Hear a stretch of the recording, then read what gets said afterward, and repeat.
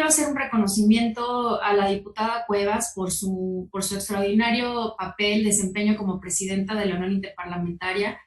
La verdad es que estamos muy bien representados como y representadas como México, nos sentimos muy orgullosos y orgullosos, Gaby, de tu papel. Como dices, es la primera vez que una mexicana, que un mexicano y una mujer mexicana preside esta importante organización global, la más importante en el ámbito parlamentario. Y bueno, pues muchas felicidades por este desempeño.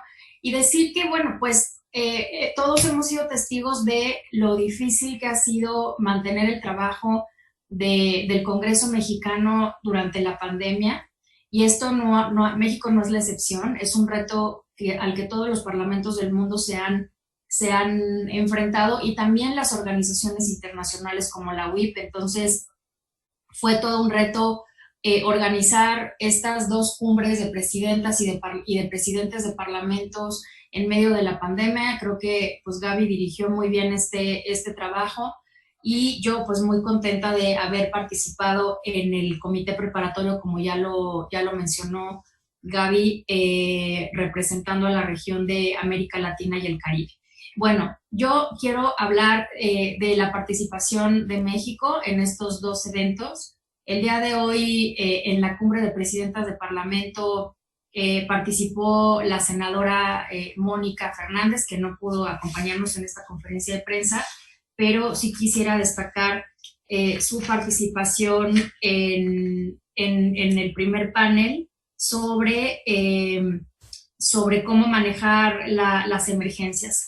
Y el día de mañana yo estaré participando en el panel número 3, precisamente sobre el tema de las violencias, poner fin al sexismo, al acoso y a la violencia en contra de las mujeres en los parlamentos y en la vida. Entonces, el día de mañana será una oportunidad para México de exponer los avances que hemos tenido en esta materia. En efecto, México es uno de los países a nivel global más avanzados en materia de violencia, simplemente combate a la violencia desde el ámbito legislativo. Simplemente recordar que este año aprobamos dos nuevos tipos de violencias, la violencia obstétrica y la violencia digital, y aprobamos una reforma muy importante, sin precedentes en materia de violencia política en razón de género. Entonces, además incrementamos las penas para el delito de violencia familiar y esto en el contexto de la paridad que tenemos en el Congreso y que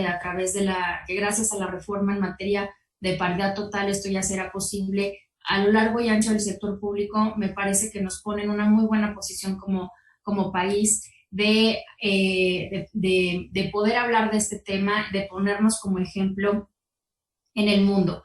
Y luego en el evento, en la quinta conferencia mundial de presidentes de parlamentos, esta que se llevará a cabo a partir del miércoles, bueno, pues ahí haremos un discurso general que no será esta vez precisamente por la modalidad, no podremos decirlo, pero bueno, espero que sí se publique. Aquí está la presidenta de la UIP, nos dijeron que se va a publicar. Entonces, bueno, tendremos este discurso general sobre la importancia del multilateralismo, los parlamentos y el multilateralismo, y ahí pues haciendo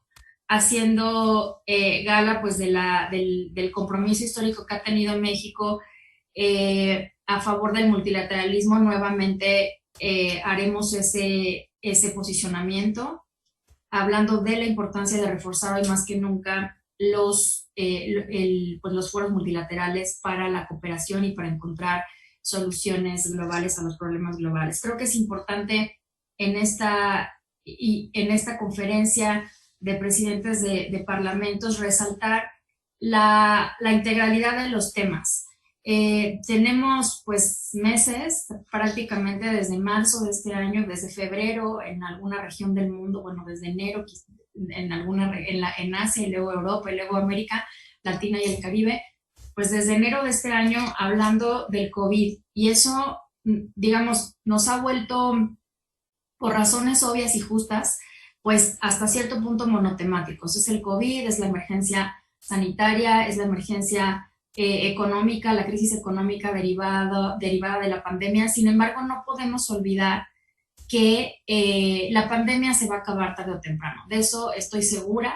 Vamos a tener una vacuna o una cura y la pandemia se va a acabar, pero los otros problemas, los otros desafíos que ya veníamos pues arrastrando, incluso problemas históricos como la desigualdad, como los problemas de paz y seguridad internacional, como la pobreza y como el cambio climático o la movilidad humana, siguen ahí y varios de estos se han acrecentado a raíz precisamente de la pandemia. Entonces, me parece que es un acierto que precisamente en esta conferencia de presidentes de parlamento, todos esos temas se van a abordar. Sí se va a abordar la crisis del COVID, pero también se van a abordar los otros temas que no podemos olvidar y sobre los que tenemos que acelerar el paso para darles una solución.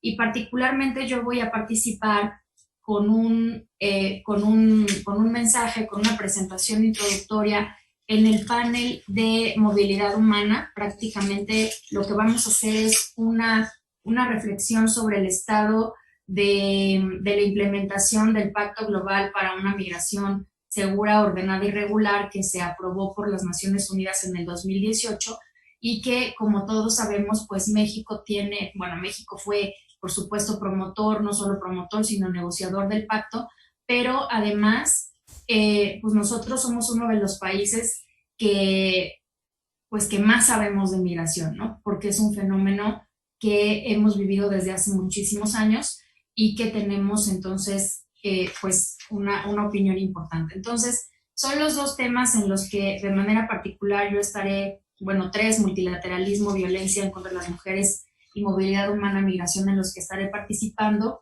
Y pues yo creo que al final, digamos, de este año, como presidenta de la mesa directiva, pues creo que estamos cerrando muy bien en términos de agenda internacional y pues ahí dando un muy buen, pues haciendo una muy buena representación de México, tanto en la presidencia de la UIP como por parte de las presidentas tanto del Senado como de la Cámara de Diputados.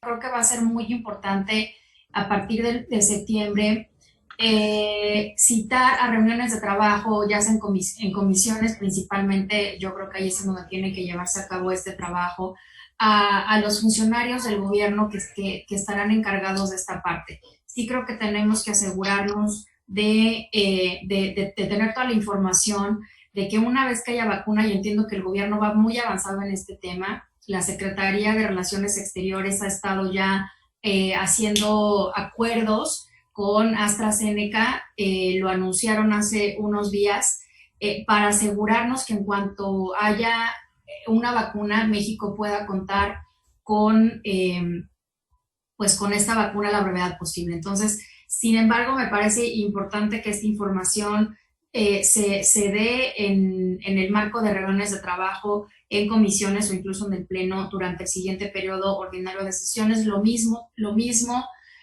he dicho ya en otras ocasiones, el diseño del presupuesto 2021 es clave, será fundamental. Tenemos que asegurarnos de aprobar un presupuesto que atienda a la emergencia, o sea, que contemos con los recursos tanto para adquirir la vacuna como para ayudar a la recuperación económica, la recuperación de los empleos. Entonces, estas dos tareas van a ser, me parece, lo más importante del siguiente periodo ordinario de sesiones.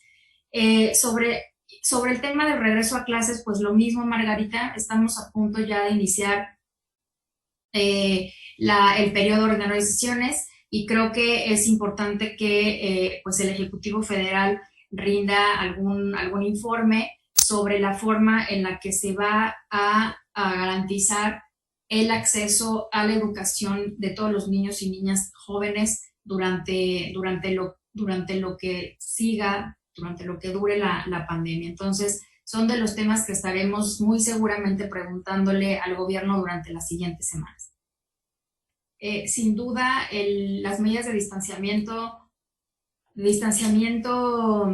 que se instrumentaron limitaron el funcionamiento del poder legislativo. Fue todo un reto, Ivonne, poder mantener las actividades esenciales, las actividades más importantes de la Cámara de Diputados. Lo hicimos, pero fue un reto, fue complicado. Y, o sea, mantuvimos las funciones de representación a través de reuniones prácticamente todas las semanas con actores de la sociedad que tenían que ver con, pues, con la emergencia sanitaria, la crisis económica, entre la Jucopo y la mesa directiva lo hicimos. Pudimos, luego pues empezó el periodo de receso y se instaló la comisión permanente. Tuvimos 3 periodos extraordinarios de sesiones para sacar temas pues urgentes, ¿no? Como las leyes relacionadas con el TEMEC, como la elección de los consejeros del INE y luego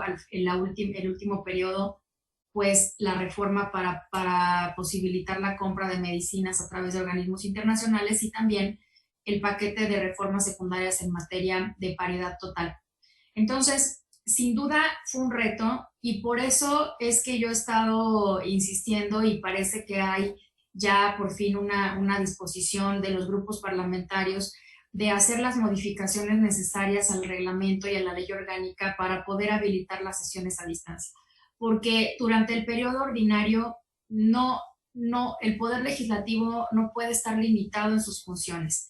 Ya lo comentamos hace un momento, vienen temas de lo más relevante para el país, como es la aprobación del presupuesto y como es, yo creo, la necesidad de tener un diálogo fluido que no se ha logrado tener durante estos meses con funcionarios del gobierno federal para poder revisar y acompañar también en donde sea necesario la estrategia del propio gobierno para seguir afrontando esta pandemia. Entonces, y eso no va a poder muy seguramente llevarse a cabo mientras estemos en semáforo rojo en la Ciudad de México o incluso en semáforo naranja.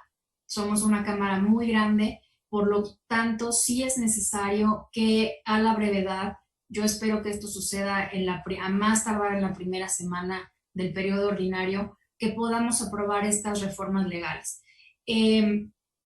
Hemos visto cómo muchos parlamentos en el mundo han adecuado su funcionamiento, sus normas de funcionamiento, justamente para poder seguir trabajando en este contexto, y yo creo que México lo tiene que hacer a la brevedad. Nosotros lo vamos a ver en reunión de mesa directiva el día de mañana, una vez que Jucopo haya tenido estas reuniones, y nosotros tendremos la nuestra ya sea el día de mañana o el jueves. Entonces estamos un poco en espera de que se perfile alguna solución más en concreto para poderla nosotros atender. A nosotros nos corresponde solamente la organización de la sesión del 31 de agosto. A partir del 1 de septiembre le toca a la nueva mesa directiva que se elija el 31 de agosto pues la decisión, digamos, sobre la organización de las siguientes, de las sesiones del periodo ordinario. Entonces nosotros vamos a tener nuestra sesión de mesa directiva en esta semana. Todavía no hemos definido si va a ser mañana o el jueves, pero una vez que ya haya digamos, una decantación de todas las opciones en la Jucopo. A propósito de esto, diputada, ¿ya tienen definido dónde sesionarán el 1 de septiembre? No está aún definido. Insisto, no quiero opinar sobre el tema por respeto a la siguiente mesa directiva, que le corresponderá ya tomar esa decisión, pero aún no está definido. Es decir, será decisión de la nueva mesa directiva. Entonces, a mí me parece que hay condiciones en San Lázaro para poder llevar a cabo la sesión de instalación del siguiente periodo, el 1 de septiembre.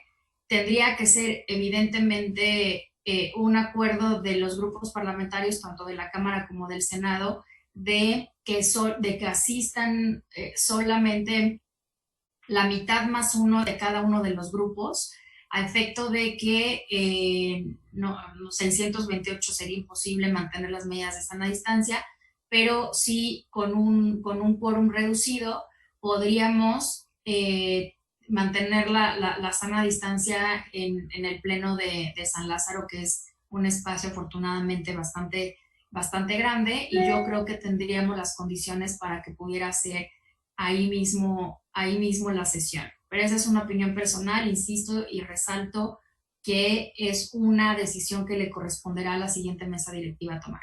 Para mí, en lo general, no me gustan las prohibiciones de ningún tipo, en general. O sea, no creo en la prohibición, por ejemplo, del uso de la cannabis para fines recreativos, y lo pongo como ejemplo porque en general me parece que las prohibiciones no funcionan. Yo creo que el problema que tenemos de obesidad, el problema que tenemos de diabetes, el problema que tenemos de hipertensión, etcétera, tiene que ver con una falta de cultura, tiene que ver con que no, aunque sepamos comer, no somos suficientemente disciplinados para hacerlo.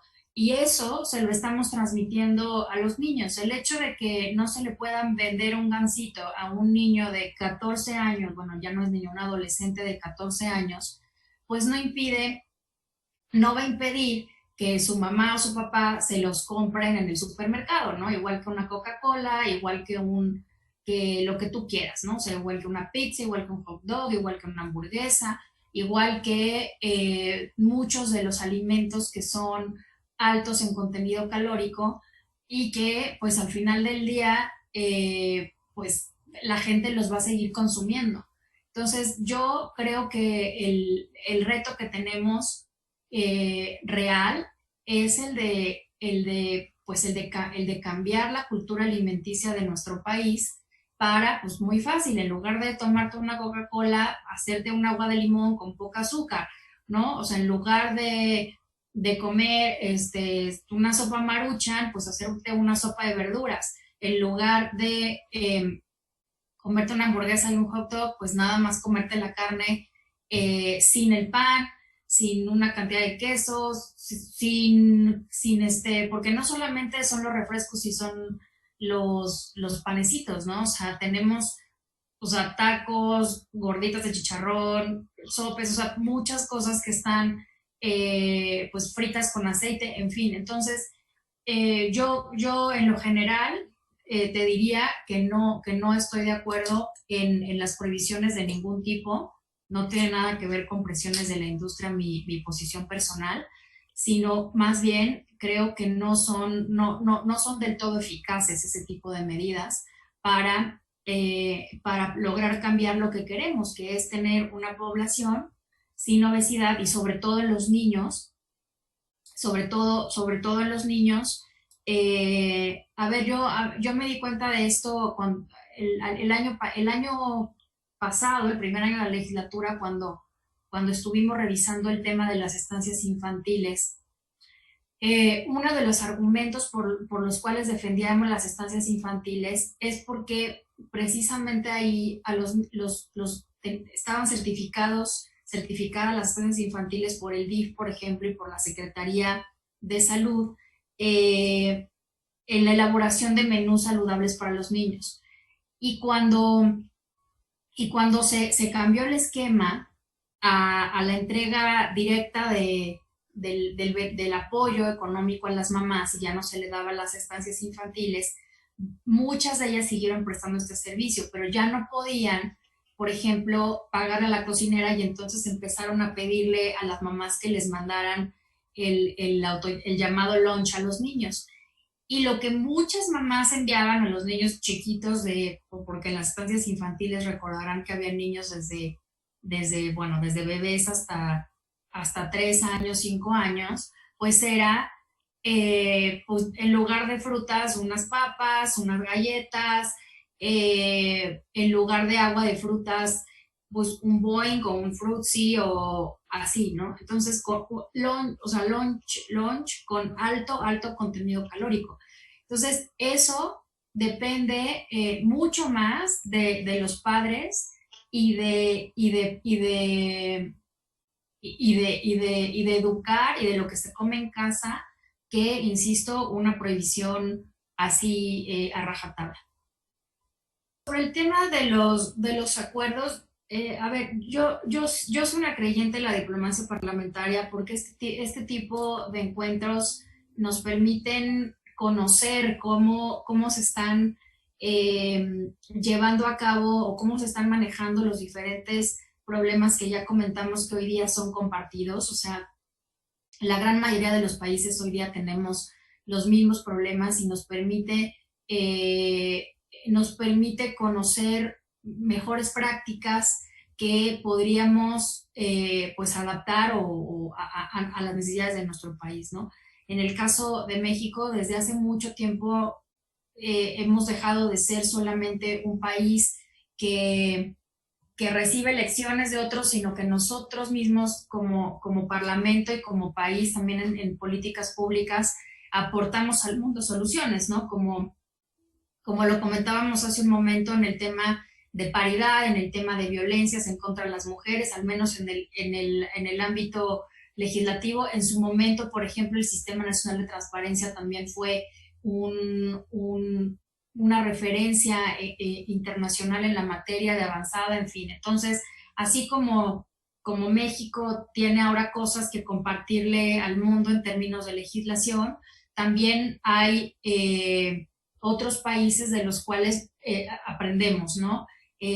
Por ejemplo, en el manejo de ciudades, de ordenamiento territorial, creo que tenemos todavía muchísimo que aprender y tener un buen manejo, etcétera. Entonces, por supuesto, en la parte de ciencia y tecnología, ¿no? Nuestro país y nuestra región es uno de los países que tiene mayor dependencia de países desarrollados en este tema, en fin, pero es un intercambio. Entonces, más allá pues de que se concreten o no ciertos acuerdos, si ustedes revisan la declaración en cuanto se adopte el jueves, lo que van a ver es más bien una declaración de compromiso, ¿no? De cosas a las que nos comprometemos a hacer o impulsar los parlamentarios del mundo, y eso me parece que tiene un valor importante. Entonces, no es una cosa que se tiene que como que obligar, sino que más bien es una declaración de compromisos.